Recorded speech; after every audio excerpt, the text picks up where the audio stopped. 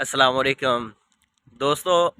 ਅੱਜ ਜੁਮੇ ਦਾ ਦਿਨ ਆ ਤੇ ਪਰਦੇਸੀਆਂ ਨੂੰ ਛੁੱਟੀ ਆ। ਉਹਨਾਂ ਦੀ ਅੱਜ ਦੀ ਸਾਰੇ ਦਿਨ ਦੀ ਮਸਰੂਫੀਅਤ ਜਿਹੜੀ ਆ ਨਾ, ਕਿਸੇ ਨੇ ਕੱਪੜੇ ਧੋਂਦੇ ਹੋਣਾ, ਕਿਸੇ ਨੇ ਖਾਣਾ ਬਣਾਉਂਦੇ, ਕਿਸੇ ਨੇ ਕੋਈ ਕੰਮ, ਮਤਲਬ ਕਿ ਹਰ ਬੰਦਾ ਆਪਣੇ ਆਪਣੇ ਕੰਮਾਂ 'ਚ ਬਿਜ਼ੀ ਆ। ਚਲੋ ਸਬਜ਼ੀ ਲੈਣ ਜਾ ਰਹੇ ਤੁਹਾਨੂੰ ਮੈਂ ਦਿਖਾਉਣਾ। ਅੱਜ ਦੇ ਦਿਨ ਦੀ ਸਾਡੀ ਵੀ ਮਸਰੂਫੀਅਤ ਇਹੀ ਆ। ਕੱਪੜੇ ਧੋਤੇ ਆ, ਸੁੱਤੇ ਉੱਠੇ ਕੱਪੜੇ ਧੋਤੇ ਆ। ਹੁਣ ਸਾਹਮਣੇ ਹੋਰ ਆ, ਇੱਥੋਂ ਸਬਜ਼ੀ ਲੈਣੀ ਆ, ਸਬਜ਼ੀ ਲੈ ਕੇ ਤੇ ਜਾ ਕੇ ਫਿਰ ਉਹਨੂੰ ਬਣਾਉਣਾ। ਫਿਰ ਜੁਮੇ ਦਾ ਟਾਈਮ ਵੀ ਹੋ ਜਾਣਾ, ਜੁਮਾ ਵੀ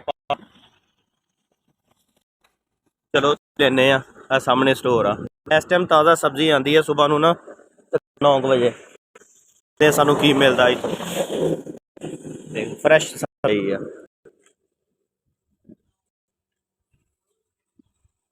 ਇਹ ਮਿਰਚ ਉਹ ਆ ਜਿਹੜੀ ਸਲਾਦ ਦੇ ਵਿੱਚ ਇਸਤੇਮਾਲ ਹੁੰਦੀ ਹੈ। ਸਾਡੇ ਮਤਲਬ ਦੀ ਦੇਖੋ ਕੀ ਸ਼ੈ ਲੱਭਦੀ ਆ।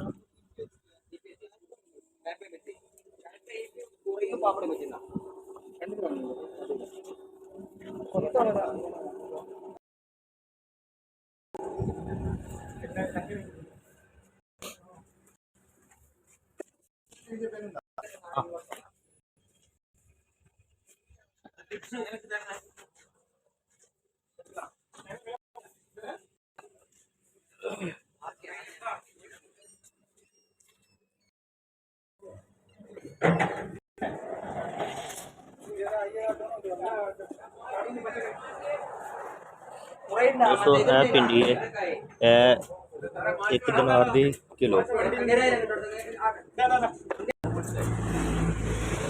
फिश, लेकिन असी फिश नहीं लेनी।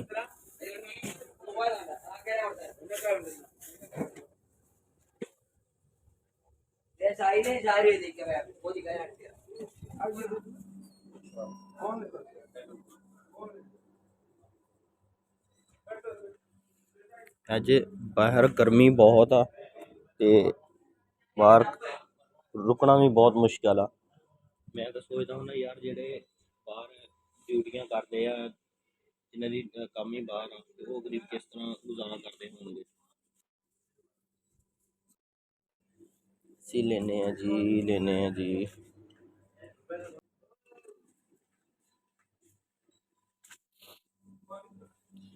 रुपए।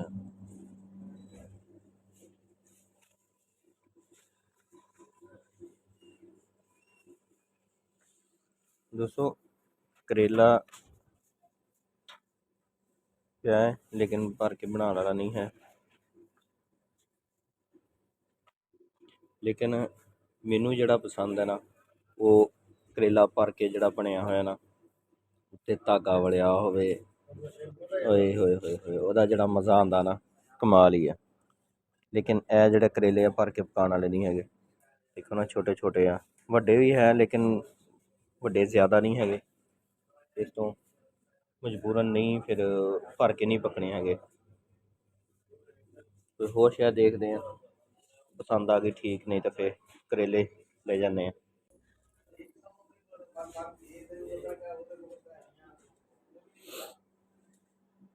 बिस्मिल्लाह करते हैं, छापर फड़ते हैं तो कोई ना कोई फायदा चुकते हैं। करेलियां दे जेन बन गया। करेला लिया जी 1 किलो,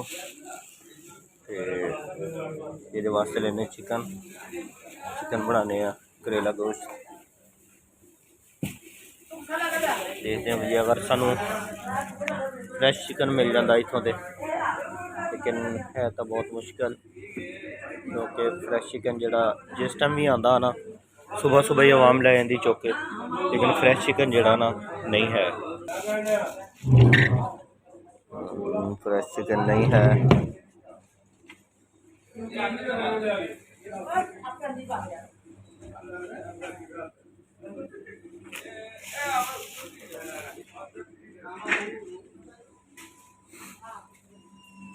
दोस्तों फ्रेश चिकन नहीं है भाई, फ्रेश चिकन नहीं है।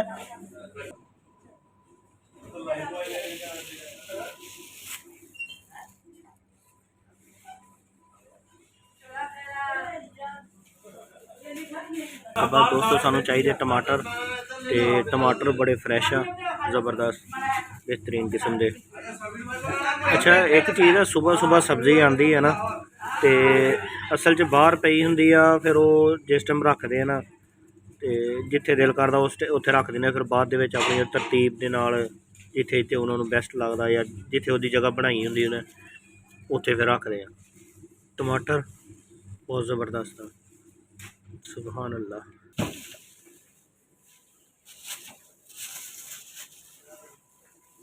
ਲਓ ਜੀ ਟਮਾਟਰ ਵੀ ਸਾਡੇ ਹੋ ਗਏ। ਹੁਣ ਰਹਿ ਗਿਆ ਜੀ ਸਬਜ਼ ਮਿਰਚਾਂ, ਅਦਰਕ ਤੇ ਲਸਣ।